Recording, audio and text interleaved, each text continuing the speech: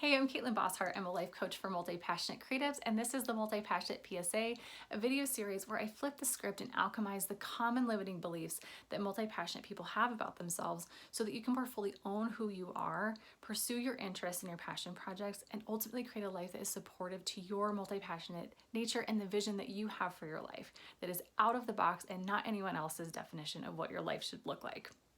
Today's multi-passionate PSA is about identifying and plugging the energy leaks that you have in your life so that you can redirect that energy to where you really want it to go. So this is really for the multi-passionate creative who feels like they struggle to find the time and the energy to be putting their energy where they want it to go, to be pursuing their passion projects and the things that light them up.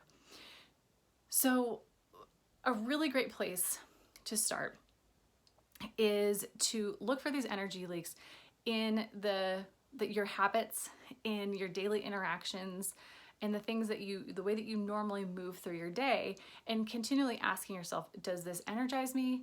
Does this drain me? How could I maybe make this better? How can I maybe tweak this? So what I find to be really common is that a lot of us do not start out our day in a way that sets us up for a really great mindset and to be in the best possible space. And so I'll share a couple of examples because I think this might be relatable. One thing that I personally have done to really change my morning routine is that I no longer keep my phone in my bedroom at night. So I don't use it as my alarm because I didn't like that the first thing I was doing in the morning was having the screen in my face, and it was very easy to find myself in a social media app. So instead, I try not to look at my phone when I first get up. I grab my cup of coffee and my tea, I sit down, I try to read or I talk with my husband. I've been starting up a meditation practice, and it's been amazing how different my day starts. So that's one way that I really drastically shifted how my morning routine went and has just really set me up for really starting my day in a different way. The other thing is to look at your space. So does your space feel conducive to the things that you want to be doing?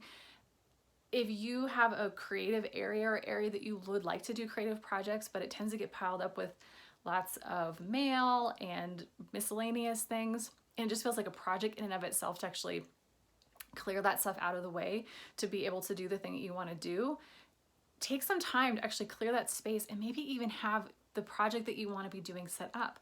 So I've actually been wanting to paint more, and I set up my easel in my office space. So it's just right here. I practically have to trip over it. Can't really ignore that it's here. Now, it is a little bit messy, but in this situation, at least for me, it's really helpful to have it out, and it's this reminder, and it's actually really energizing and fun to see it here, and it's inspiring. Whereas other spaces, if I have non-intentional items around, it doesn't really serve me to do the things that I want to be doing. The next piece, of course, is our mindset. So thinking about and noticing the things that you're saying to yourself, the language that you're using.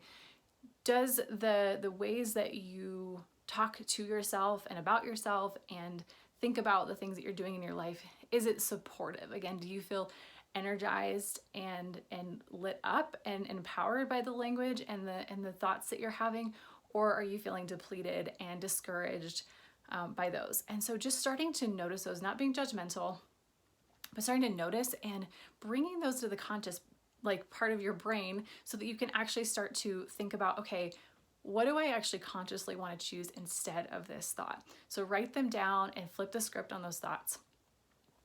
The next piece of this, and this is kind of like a really big piece, but it's something that I think is so important and I want to mention because I recently heard this quote from a woman named Karen Curry Parker.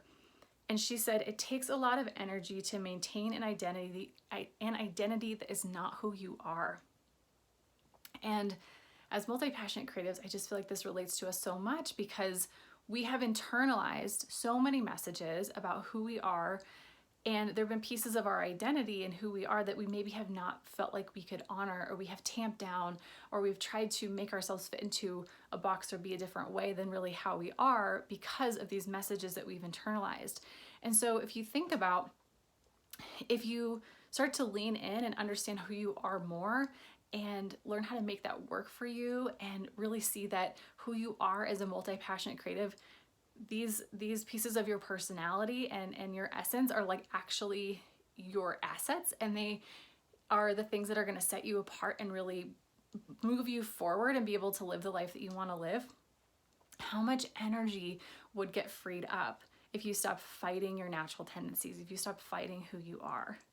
So I know that that's a tall order, and that's something that often we need a lot more support, and sometimes we need people to reflect these things back to us to help us sift through that process. So I encourage you to get support in that process if you feel like you're needing it. Okay, so action step for all of you is to take a couple of moments, maybe set a timer for 15 seconds, 30 seconds, I don't care how long, but just write down a couple of ideas that you have for areas of your life that you feel are energy leaks, and then be specific about the action that you're going to take to actually to plug up that that energy leak for yourself. So it is very important that you're being specific and you're being intentional about what this looks like, so that you, one, can hold yourself accountable and know when you've completed it, and celebrate yourself for doing that. The next step is to share with us in the comments below, because when we share with other people, we are way more likely to uphold the commitments that we have for ourselves. So I'd love to hear what it is that you're doing to plug up these energy leaks, to really shift that. And then part 2 of that is, where do you want to direct that energy instead? And this may be a more of a aspirational, intentional thing. It may not happen not happen right away. Let's say it that way. But I would love to know where, if you're plugging up these energy leaks, where do you want your energy to flow instead? Where do you intentionally want to be mindfully redirecting that energy? So please share with us below.